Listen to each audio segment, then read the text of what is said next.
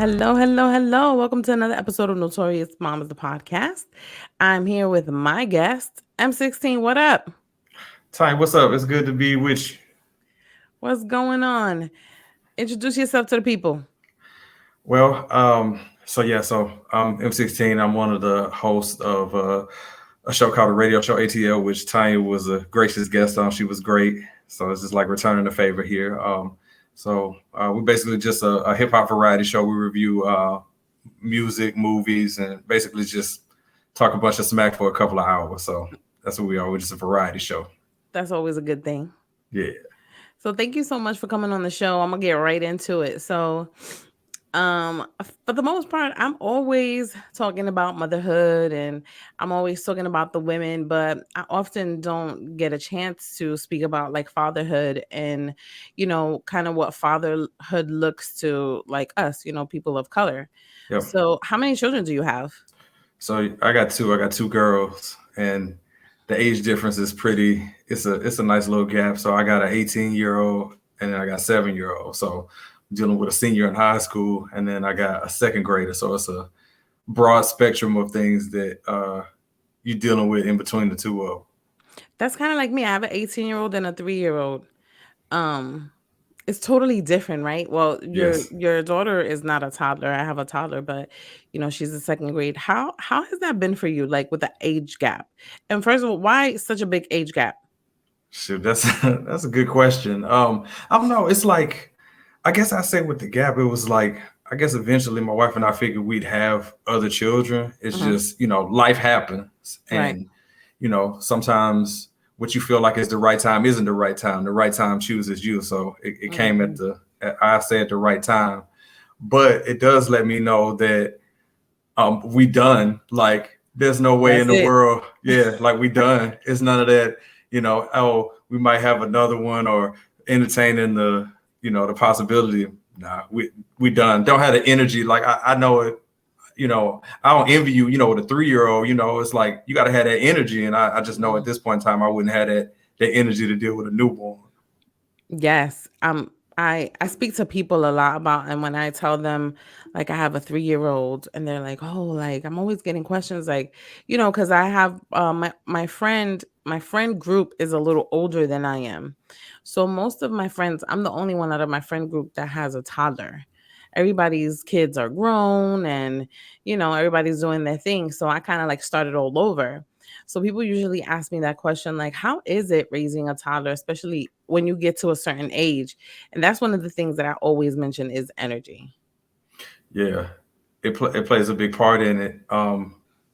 As far as being able to give everything from, if you got to work a job or whatever, and then be able to give your kids some of your time without being, honorary or on edge. So you got to pay attention to that part of it because I feel like our age bracket, we face different things that our parents face at this point in time. It takes a lot more, I feel like, to carry a household. So sometimes that Mhm. could get, lost in the shuffle, and you don't want that to happen. Right, for sure. Now, when you talk about let's talk about that a little bit. Let's dive into it because when you talk about like how our parents were, right? I don't know how your parents were. Where are you from? Like, what's your nationality? Well, you said my nationality. I mean, like where I'm from, New Orleans. From New Orleans. So yeah. So growing up out there, I mean, my parents are divorced, so Mhm. it was just me and my mom's for a long time. So the parenting style with that was that not that my dad wasn't around, but she had to be a little bit harder on me because it was just us type thing. But in a case of, I guess, trying to make sure that I didn't fall through the cracks and stuff like that. So I remember some of those lessons when I'm dealing with my children, whether it was good or bad, to try to make sure I get my point across to them in a way where you know making sure that they feel loved and cared about, while at the same time still being able to have to discipline them when the time comes. So I know my mom had to deal with a lot of that too, being on both sides of it. So would you consider yourself the disciplinary of the household, or are you like the softy? um I'm gonna just keep it 100. I mean, with me being having two girls, you already know what time that is. I'm all day sucker. Oh, you want this, you want that. So it's more mom that's putting her foot down, and I'm more of the like I said, the all day sucker of okay, okay, okay, yeah, no problem. So yeah, but I guess it's like that with guys and their daughters, and I Hmm. guess the same way goes sometimes with moms and them sons, because moms and them sons, that's another story all within itself as well. Yes, So that's for sure. yeah, That's for sure. Like my son was my first child, and he's not definitely not a mama's boy for sure. Um, but like he, we have a good relationship. I feel like we grew up together. Like in a sense, because I was yeah, 20 when I had him, and now he's 18. He's gonna be 19 years old. So I kind of like learned. He taught me how to be a parent. yeah. I mean, they don't come with instructions, so Never, if you have more than one kid, that honestly, first one, they deal with some things with you where you're more experienced the second go around when you have them. Not that the second one come with instructions, because they're totally different personality wise. Like totally. that second child is always, I don't know, they're like, it's like a mini hurricane, just like, they tear up everything. They just don't care. They're like, what you gonna do? You don't have enough energy. You older now, so what you gonna do? That's how they treat it. Can I tell you that's how I feel? Like I said, I was telling this to one of my friends the other day. I'm like, if I would have had my daughter first, I probably would have never for sure had any more kids. Cause Yeah. I don't care what anybody says. That second one, the second child. So I'm the second child. Okay. Oh, so I you have know from experience. yes. So I know from experience. I have an older sister, and my sister and I, we're two different, like, we have the same mom and dad. We grew up in the same household, and we are just two totally different people. Like Yeah. two totally different personalities. And sometimes I say it's like, you know, how are we related? And I asked the same about like, my son and my daughter, even though they don't have the same dad, but they are just totally, totally opposite. Yeah, I don't know what it is with those second kids. It's like, I don't know. It's like they want to test you more for whatever reason. Because I guess God knows what He's doing. Where there's like, if you're gonna have two, we're gonna make sure you get to feel like the easy one out the way, so you know what's coming this second go around. But I mean, I guess that's the beauty of it. Where just because a child comes from the same parents, they're not guaranteed to be the same type, Right. because my oldest daughter, she's pretty laid back. I mean, she could have some moments where she's pretty animated, but my youngest, I mean, her personality is like she came here with this, like this, I don't know what to call it, but just like this will to just to take over. Like she came here to Yes. take over. I know that And will. yeah, and it's just like you just got to deal with that part of it, where it's like, I would say, as far as like parenting, a lot of the things that we may be able to let our kids have a voice on, our parents didn't let us get away with that stuff. Never. They have more of a choice. Hey, what are we eating tonight? They have an input. When I was young, you didn't have no input on what was, you either ate Not what a was in front thing. of you or you didn't eat. Mm-hmm. So it's Yep. it's it's things like that where they're able to voice their opinion and be their own person from the beginning. That also makes it different from, I guess, time in the past, because you didn't speak on stuff like that. You kept your mouth shut, and Mm-mm. that's a huge difference. I think that, like, I totally agree. Like, I feel like the kids that are growing up nowadays, I'm not sure what are we calling them? What are they called? Is it Gen Zs or Yeah, is yeah. These are Gen Zs, yeah, not millennials? I don't know. I think I'm a millennium. I'm kind of like borderline. I'm not sure. But, these new kids like coming up, they have a lot of choices, which in a sense I think it's great that parents are allowing their kids to like kind of be more involved in the parenting, I guess. Because we didn't have that at all. I know, like you said, you ain't have it. I ain't have nah, it either. It was what it was. We got no explanation. We ate what we ate, and that was it. facts. Nobody was making no second or third or fourth meals. No, Um, and when it was no, it was just no, and that's it. There was no explanation as to why. It was just because I said so. yep. That was the reason. But I'm gonna say this though. Now that I'm grown and have kids, I know exactly what because I say so mean. As a 12-year-old, it was like, okay, mom, she's just tripping. But me as a grown up, I know exactly what because I said so, man. That's the explanation. It don't Right. need any. To Right. this day, I don't know what it means, but I know what it means, if you know what I'm saying.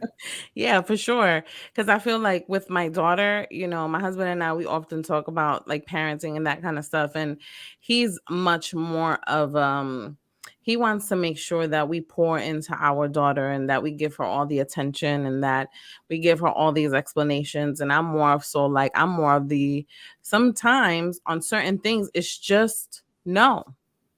There is no explanation. It's Yeah. just because I said no, and that's it. But that's, well, it's How you feel? rough. How you feel about that? How you feel about that? it's it's rough because there have been times where I've had to like be the bad guy, and sometimes you have to wear that. But with these girls, it's just so difficult. Mhm. Like I've been mad, and then like a few minutes later, I'm like, I find myself like backpedaling, backtracking because I feel like it'd be different if I had sons. If I had sons, I'd probably pop him upside his head or something like that and be like, get your act together. But with these girls, I don't know. It's just something different where it's like, dang, I can't be acting like this because I got daughters. They just play on my heartstring a bit different. Mhm. But moms don't be here for that. Mm. My wife ain't here for it. She don't be trying to hear that.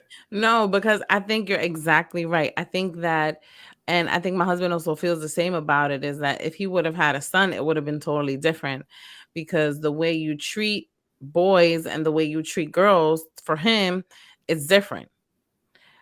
Right? I'm assuming. Because I know Yes. I was aggressive with both of my children. Like I was much stronger with my son because I felt like I was a single mom at the time. And I wanted to make sure, like you said, he didn't fall through the cracks. Yeah. Like I felt like I was like my head was always on a swivel because I was always constantly trying to make sure that he does the right thing. But I think I was on a podcast, the 11:30 podcast. Shout out to my guy Dre on Wheels. We were talking about that, how sometimes women just can't raise men. Now I'm a little bit on the fence about that Yeah. I don't know because if I agree with that I statement. feel like it's possible. It is. But there are certain things that women can't show, young boys growing up. Yeah, but to blanket that and say that women can't raise men is kind of, you know, that's kind of generalizing because I mean, if you look at it, not to stereotype, but if you look at a lot of like you could say top stars that are like let's say athletes for example, it's a lot of them with single moms, that were raised, the dads wasn't around. I think Kevin Durant is somebody I think you could speak to that as one of those people I believe who was just raised by his mom, and I feel like he turned out pretty okay. So Right. I guess it's just all about the lessons that you learn. Because like I said, my parents were divorced. My dad was around, so I'm not gonna say that he wasn't around, but it was mostly just me and my mom coming up, and I, she did the best job that she possibly could. And there, like I said, again, kids don't come with instructions, so you Right. got to just sometimes just make tough decisions. But to blanket and say that a mom couldn't just raise a son, yeah, some things that maybe an uncle or something could step in if the dad isn't around. But a woman is very. Let me put it to you like this: when it comes to women, y'all can do whatever you want to, and a lot of it better than we can. So Right. that's where I stand with that one. I agree with that. I like that. It's the truth.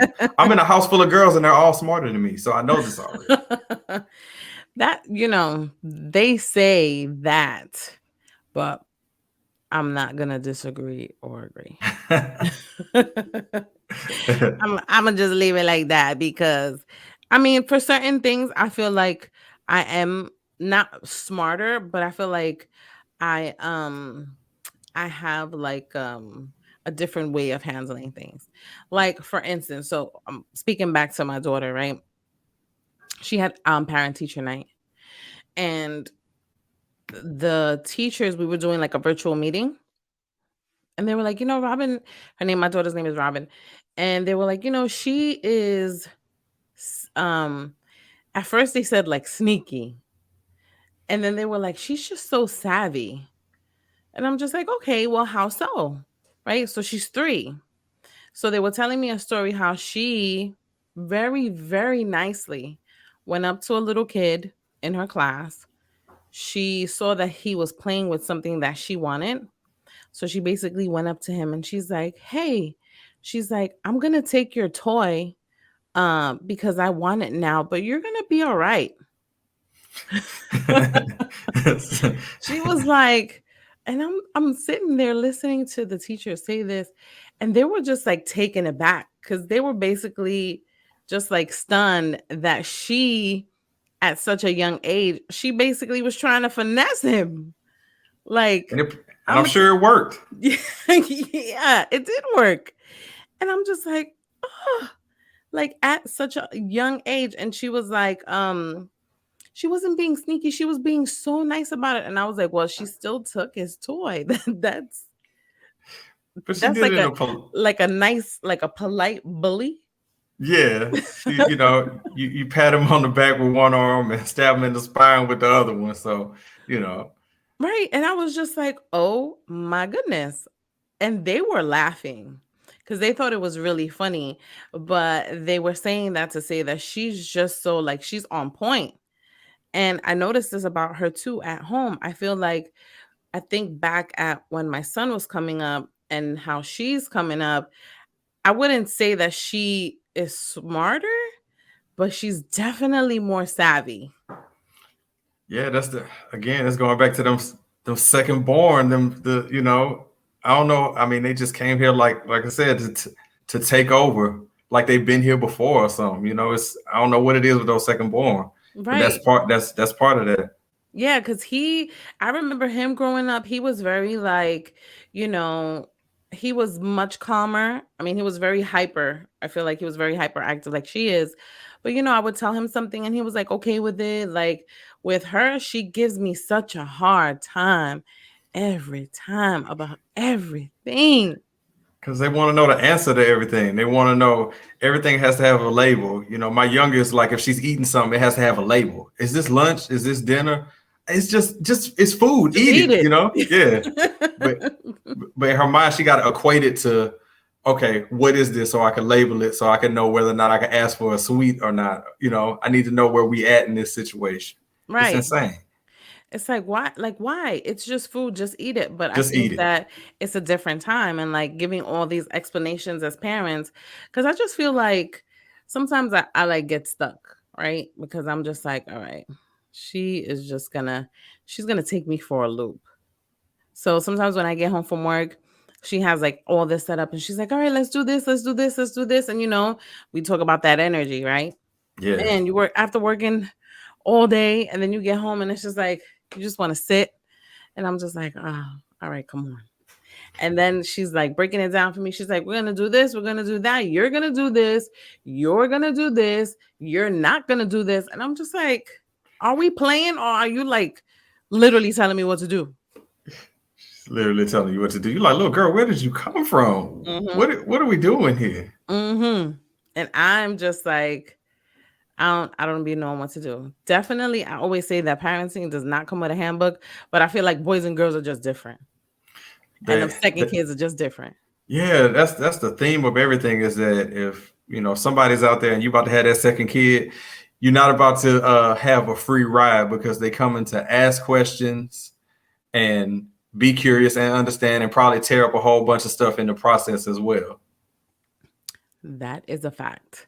So, since we're talking about like conversations, being a girl dad, I'm gonna call you a girl dad. Yeah. How have you, like, with your older daughter, like, how have you dealt with having some difficult conversations, like, as a father to your daughter? I would say the best thing is just to try not to make it awkward by not making small things awkward. So I feel like if you make things conversational on the small things, then when you're dealing with difficult things you have to talk about, they understand that you know where they're coming from. Mhm. I think that's a big thing with me is I always try to have open communication where I don't try to push things off where I know certain things she's not going to talk to me about and I understand that. But overall, I just wanted her to feel like she would be able to be comfortable with talking about me where it's not awkward, where we're doing things together, or even if it's to the point where I have to be a disciplinarian, she understands that our relationship is still maintained. But in this instance, I gotta parent you on this one. Right. You did something wrong, so we have to deal with it in that manner. So I just feel like if you're from in my view, if you're being firm but then fair at the same time, you Mm, might not be the most popular person in the house, but you had that respect, and that's important. yes. Firm and fair. I like that. I think that's like super important. That's a good one. Y'all listening to this? Firm and fair. Not trying to be a friend, because that's another issue I think that us as parents too we face, and I include myself sometimes because I sometimes I wouldn't say I blurred the lines a little bit with my son, but I feel like, when we have these conversations, it's like, oh, it's like we cool. But Yeah, then I'm like, oh, wait a second. Like he'll say something and I'm like, hold up, I'm your mom. Remember, I'm your mom. Like, you know what I mean? yeah, So that becomes a little like difficult for me.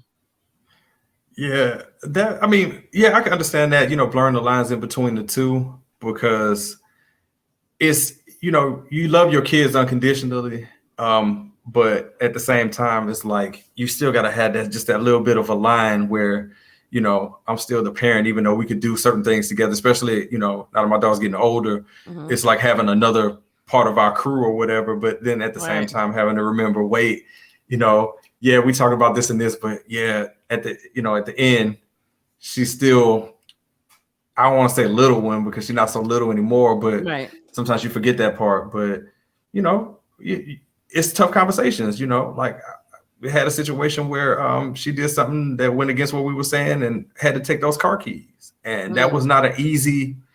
That was not an easy conversation. It was not something that I was looking forward to doing, but it had to be. It had to be done. done, and I feel like we're in a better place because of that. Right. She improved her behavior on what we were talking about. We haven't had those issues before or anymore since then. So Hmm. it was a net positive. But at the time, like I said, sometimes you got to play that bad guy. You got to wear it. So, and I ain't good at it. I'm like I said, I'm an all day sucker. So that was rough for me. I could tell. It was. And what about like conversations with boys? Has that come up? I mean, it has. And my whole thing with her with that is that I can't stop it from happening. Right. So if I'm interjecting myself too much, it's gonna make me, it's gonna push her away. So in that situation, less is more. So the less I poke and prod at it, the more she will be more open to mentioning things for me. And again, I'm going into it knowing that she's probably gonna talk to mom more about that stuff or Right. her friends. And I know it's only so much she's gonna tell dad because, to her, I'm just dad, Dad. Yeah. Right. So I feel like the less I, you know, poke around there, the more I could, learn information by just laying back. Because some people are like, "You're gonna tell me," and then you're gonna push them away. So I don't Right. want to do that.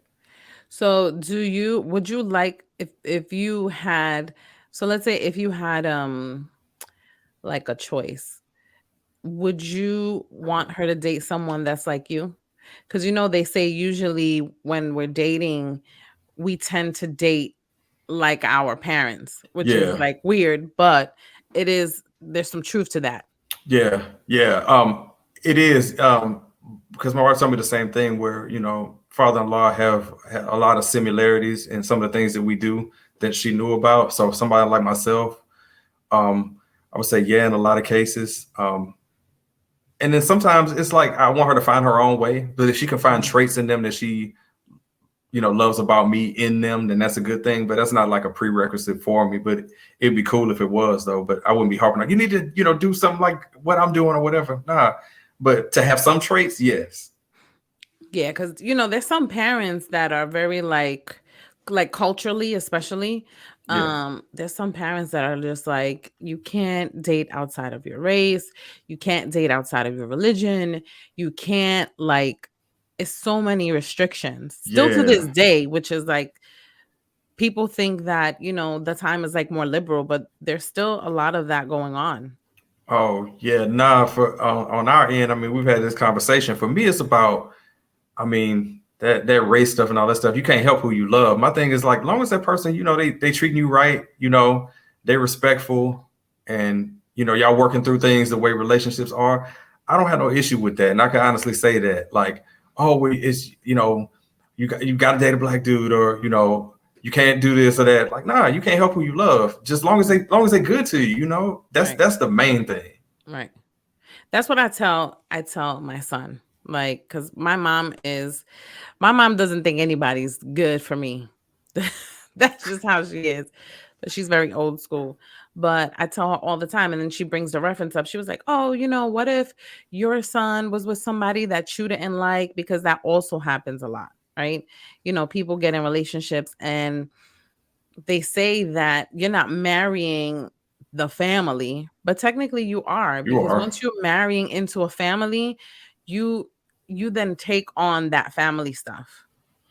This is facts. It's Right? true. Yeah, it's true. There's no real way of separating it, I don't think. No, What not do you unless you think? just want to shut out a side of the family Right. where you don't want to deal with them. But yeah, that's definitely a part of it. It's a package deal. You're right. Right. And that's one of the things that I do tell my son. I'm like, look, if you're gonna date someone, just make sure that you get along with their family. It Because helps. right, even though it's not like a requirement, but it should be something that should happen organically. Now we're not talking about like aunties, uncles, and everybody else, but like, the core family, like the mom, the Yes. dad, the siblings, Siblings. Yes. because family be getting involved in shit, They do. Like, Yes. listen, That's I've got stories for days on this I got stuff. some too. I'm fortunate that I had a good relationship with my in-laws.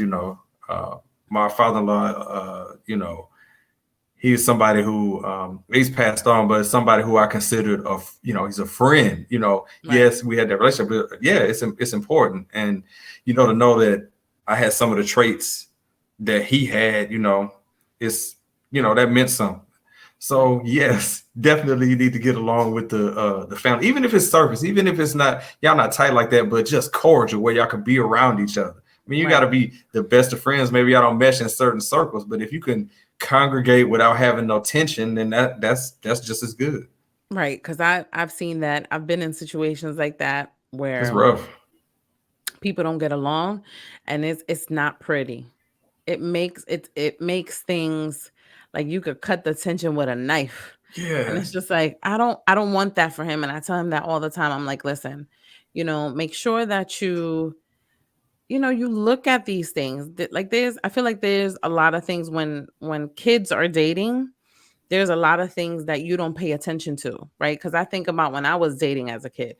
I didn't care about nobody's family. Like, who cared about nah, that? But now I feel like since we know, we got to teach, that's facts. right? That's We facts. know that things can go all the way left if you don't foster these good relationships. Nah, you on point with that one. Look, Tanya out here spitting the word out here. Listen, all of this comes with experience, can I tell you? Because I'm not a life coach. I'm not a nothing. I just know that shit has hit the fan before. Yes. And I'm like, I don't want this to ever happen again. And I don't want that to happen to him. Because, there was a time where he was dating this girl in high school, and I noticed things started changing with him. Like it's certain things I felt like he was a little bit more like to himself, and we had this conversation. I'm like, hey, what's going on? And he mentioned that to me. He's like, oh, her family life and this and that. And I'm like, red flag, red flags, red flags, red flags. I'm like, no, no, no. I'm like, listen, I'm not about to sit here and tell you what to do, but that right there, that is no bueno.